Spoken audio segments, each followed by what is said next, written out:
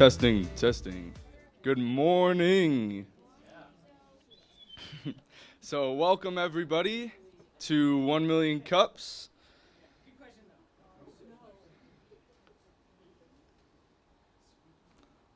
All right. Hello, I am Nico, the Growing Guru, and I am emceeing today. So we're going to start with thanking our coffee roaster, Kirsty. Is that the right? Cool. And do you want to come on up? Perfect. Yes. What's up? Boom. Yeah. And then, do you want to say something? Yeah. Cool. Hey guys, my name is Kirsty. I am the owner of the Sleepy Turtle Coffee Co. I'm a mobile coffee shop here in Colorado Springs. I do grand openings. I also pop up at like flower farms and stuff like that. But I've been transitioning more into private labeling and wholesale. So if you have any questions, just let me know after.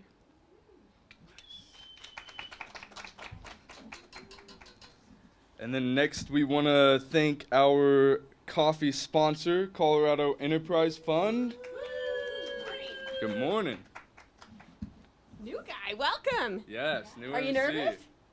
You got this. We all want to hear from you. Bring that good attitude, Cool. energy. You got I it. got some coffee Yeah. too, so Yes. thanks to So you. Colorado Enterprise Fund, thank you for letting us sponsor your coffee this month.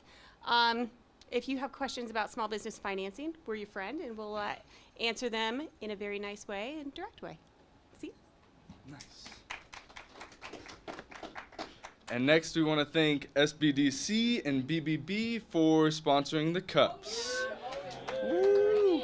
I love it. Yeah. Nice. All right. Thank you very much. Nico, I'm pleasure. Carla. Nice to meet you. you. Good morning, everybody. Ooh, that's a little loud, sorry. I want you to imagine there's a cup or an umbrella in this cup because I want to take you all to the beach with me. Yes, as a business of integrity, you can relax because the BBB has your back. How about that? Love it. Bravo. Thank you. Okay, so we have 3 reminders for today. Community announcements will be after the first presenter. Please silence your phones, all of you millennials in the room. And check in on the 1 Million Cups app if you can. So, with that, we would like to welcome our first presenter, Craig Tomanini. Cool. Thanks for helping me. Absolutely. Cool. Give it up for Nico again. So I want to start by telling you a story. At 13 years old, I was talking with my mom, and I was really wanting to go to a movie with my friends. And that was a challenge because my upbringing was that of probably like a lot of other people by a single mother. We didn't have the presence of my father. He was gone before I was born. He didn't die. My mother divorced him. That was ultimately a good decision, so I'm not sad about it. But as a single mother raising a only child, a boy only child, there was a lot of learning. And when I went to her that day and said, "Hey, Mom, I want to go to a movie. It's going to cost me about $10 or $12, plus candy." And so I was asking for $20. That's what I was looking for.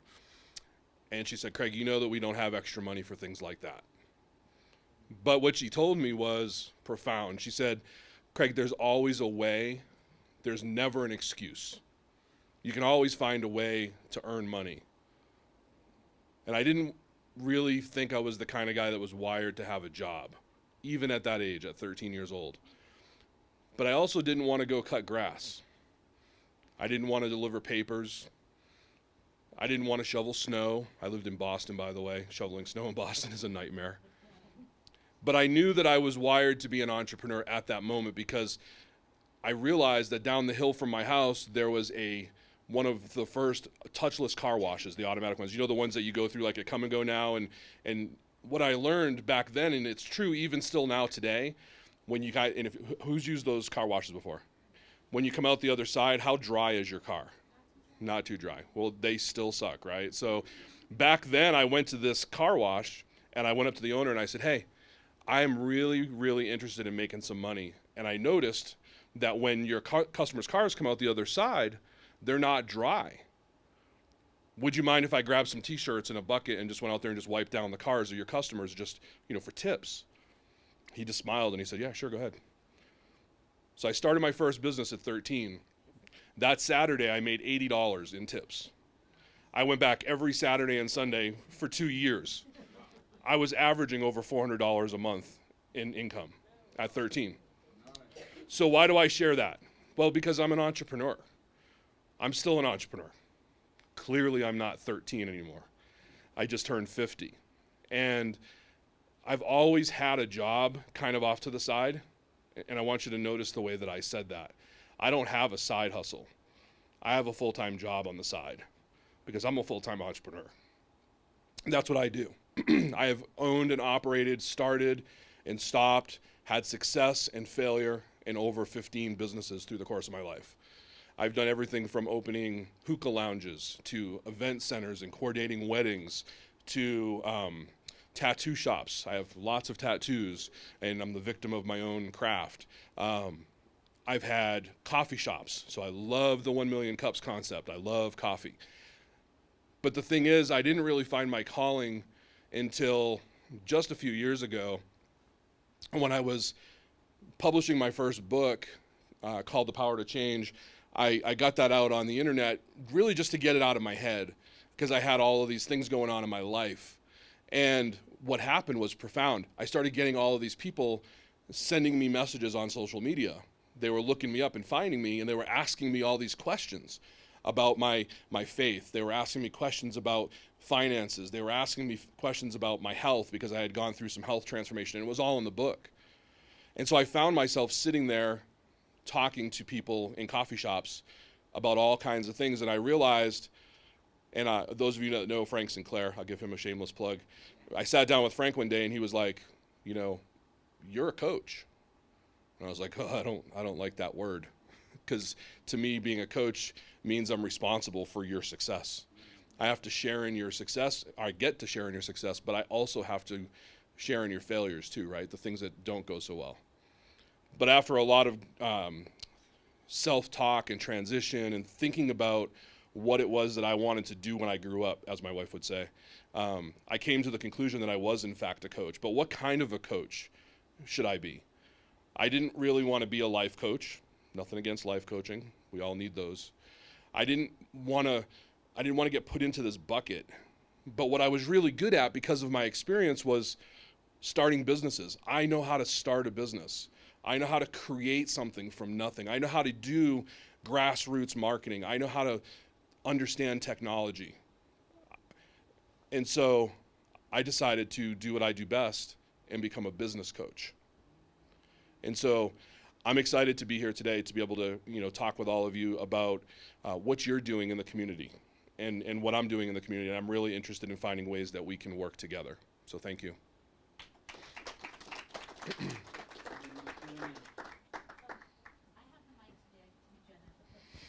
So I was on Facebook a few weeks ago because I had to watch online, and I really appreciated the mic.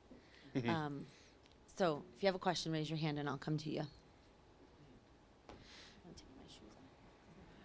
I'm sorry if I missed it and you said it, but how long have you been a business coach? Formally for about 4 years now. I was actually talking to someone in the back earlier. 2 years from a legal business perspective, but about 4 years in practice. Good question.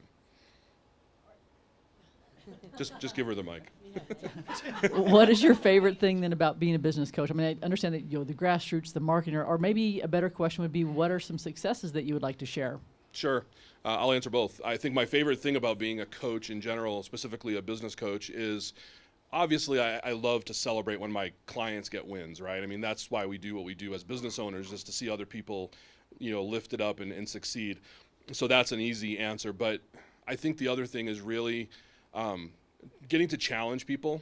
I do what I call reality coaching with people as a modality. Someone asked me what my modality of coaching was once, and I said, I really don't know. I just kind of straight talk people. And so I really think people either especially today, have experienced enough reality that maybe they need someone to help get a break. They just need someone to listen to them. Or maybe it's the other side of the coin and they need a little smack in the head, right, to get things moving, right? Because if we're honest, we're all kind of lazy by nature. So I like that reality coaching approach where I can straight talk somebody. Your second question, so my biggest wins, it's easy to go to money, right? Because it's quantifiable, it's measurable. So certainly I've had some clients that have increased their overall revenue from 5 to 6 figures, which is a huge milestone jump, right? Everyone talks about 6 figures, but when someone is stuck in 4 and 5 figure earnings, which most entrepreneurs are from start to 3-4 years out, when they make that jump over and they can actually accomplish, even if it's just for a minute, a 6-figure income, right? 1 month or 1 quarter, I think that's a big win. So that's an easy default answer. But I think the biggest win that I've had, I tell this story a lot when I speak, is I have a particular client, obviously not going to mention her name, she might be watching. She and I worked together for about 4 months, and she was a great coaching client for me in the very beginning because I learned a lot about how to coach. And she came to me at one point, and I noticed that the homework that I was giving her wasn't getting done, right? Every session we would check in, hey, how'd the homework go? Tell me your results, tell me your challenges with it, and we'd walk through it. But I noticed she was stopping to do the work. And I told her very candidly, this is only going to be what you put into it. I can't do the work for you. And honestly, I will fire you as a client if you don't do the work. And I said, so what's the problem? And she said she's being made fun of. She's being made fun of by her family, by her peers, because she's spending money to be coached. People that obviously just don't understand that, right? And she was feeling pretty beat up over it. And I said, let's figure out a way that you can deal with that situation. So long story short, we came up with a plan. It was to sit down with that family member and to address it head on. Hey, why are you making fun of me? I'm just trying to better myself. And so they had that conversation. It was super difficult. When we got back together, she said the one thing that she really appreciated was now she didn't care what anybody else thought. She realized that what she was doing was for her, that it wasn't about what other people thought about her. And that, to me, was probably one of the biggest breakthroughs I've ever experienced as a coach. Yeah. Thanks. Oh, I know. She let me touch the mic. Craig, so you mentioned that as a coach, you didn't want to be a coach because you didn't want to be that responsible for or whatever, right? Mm-hmm. Can we hear? Is it? I can hear. Yeah, I can hear. Okay, I can't hear. How did you make the shift away from that mindset of being responsible for success and failure? Yeah, it's a good question. I'm writing, I'm not going to call it a book, I'm actually writing a paper on that topic because that was a pivotal moment for me personally, right? I think one of the things that's important to realize as coaches is that, sure, we're helping our clients, but what we're actually doing is we're growing ourselves. We're always in a mode of expansion and growth and pushing our own boundaries because of the interactions we have with our clients. And so the way that I adjusted that mindset was simply realizing that, and it sounds funny, but if I'm going to take your money, I have to be responsible for your outcome. It's just that simple.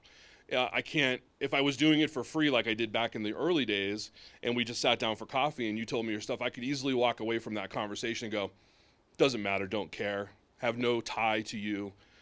But the minute I become your coach, the minute we have a professional relationship, and I think this is true for any business, when you engage with a client and you accept funds for a service or a product, you automatically take on the onus of responsibility. So think about that when you're interacting with your clients.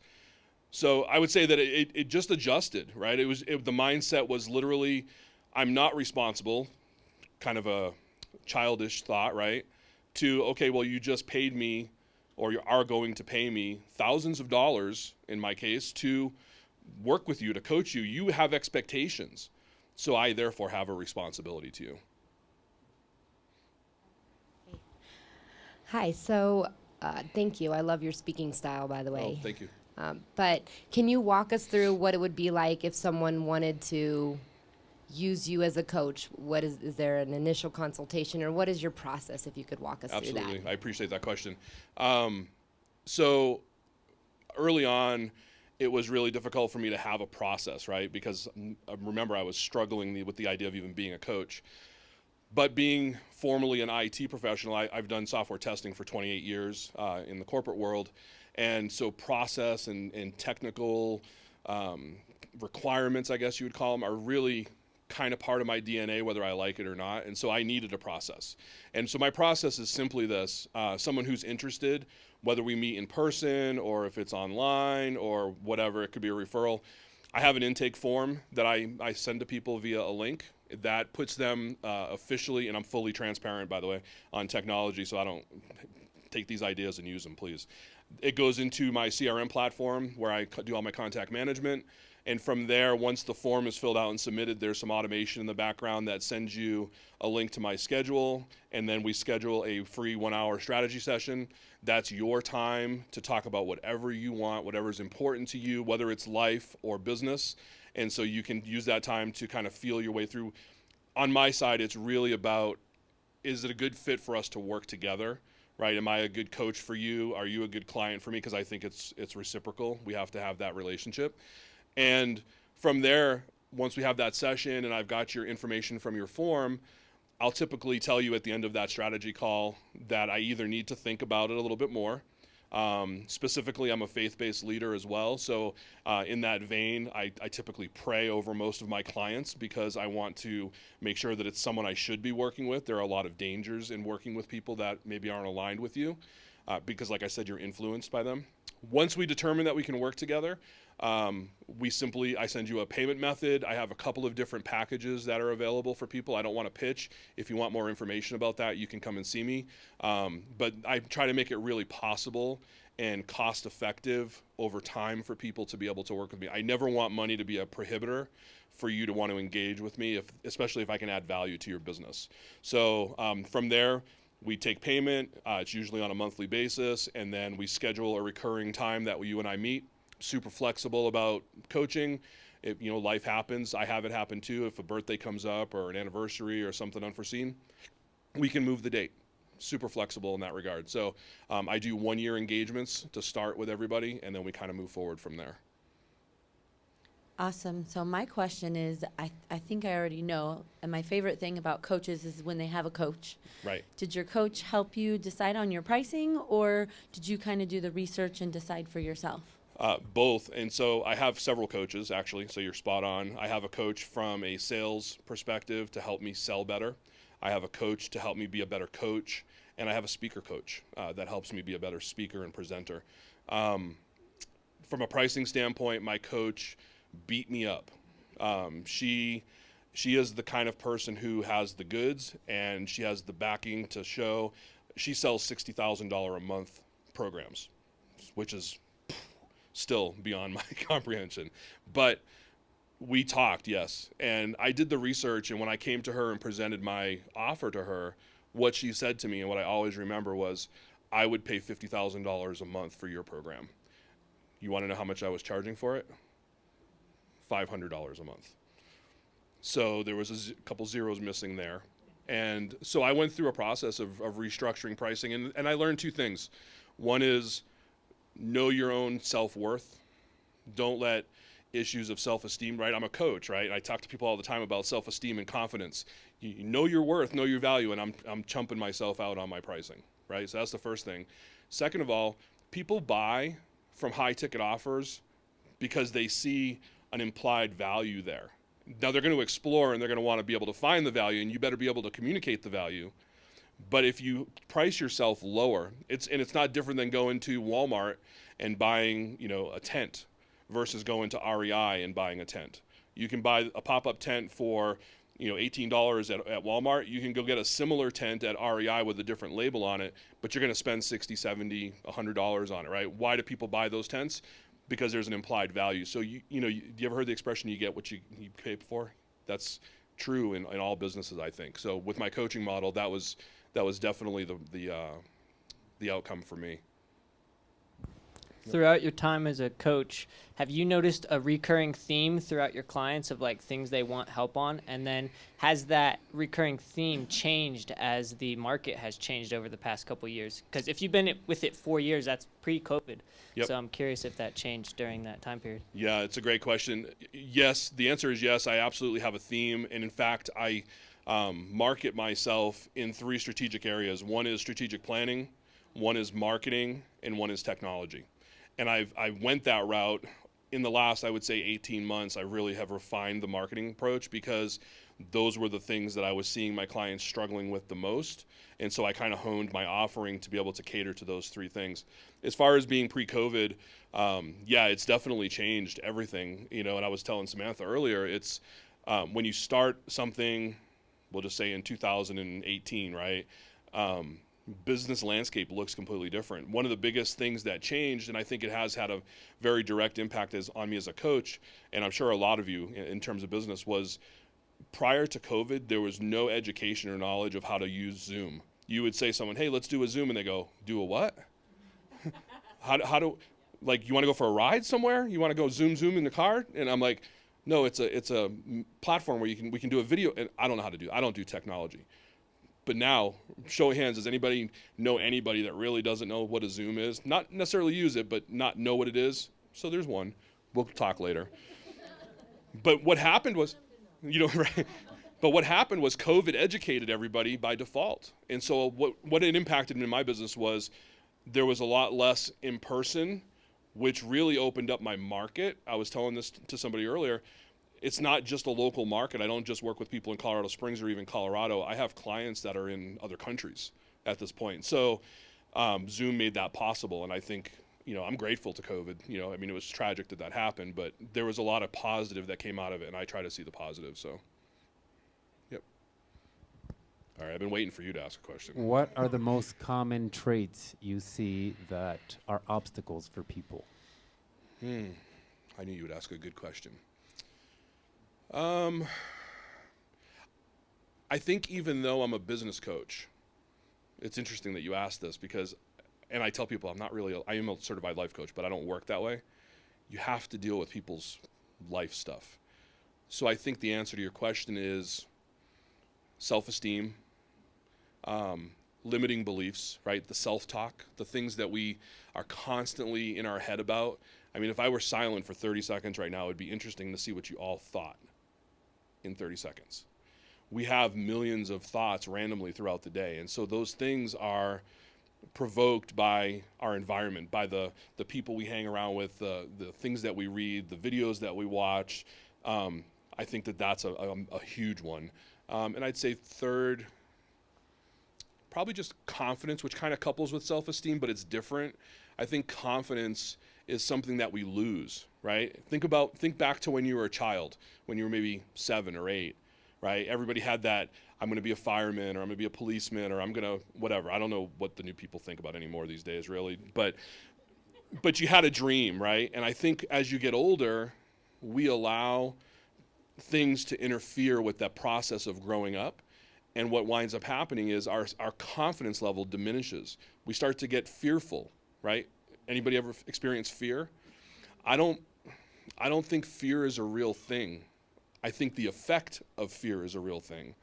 But I think that the lack of confidence is what stimulates things like that. We get to a point where you're starting to question your abilities, right? Oh, I really want to go do that, or I really want to quit my job, but there's a fear attached to that. And it's really a lack of confidence. And I'll use myself as an example. Being an IT veteran of 28 years, for a very long time, it was, I'm going to quit my job, I'm going to quit my job, I'm going to quit my job. But I have 5 kids, and I have a grandchild and another one on the way, and a wife, and a mortgage payment, and stuff. And it's so easy to just go, never mind. And that's a lack of confidence. I will tell you, everybody in this room, that you have the absolute ability to do anything that you want to do. You are in your own way. Get out of your own way, and everything changes. Everything. Thanks for making me cry. Yeah. I think this might be I have the word passion across my chest for a reason. So. Yeah, let's see. No, just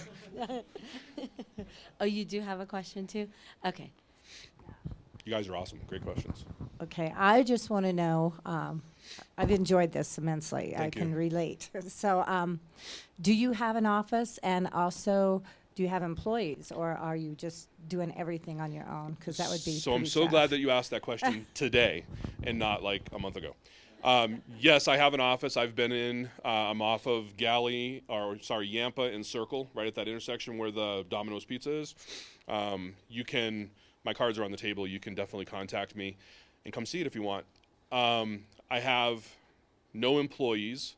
As a business model by design, I'm trying not to have W-2 employees specifically.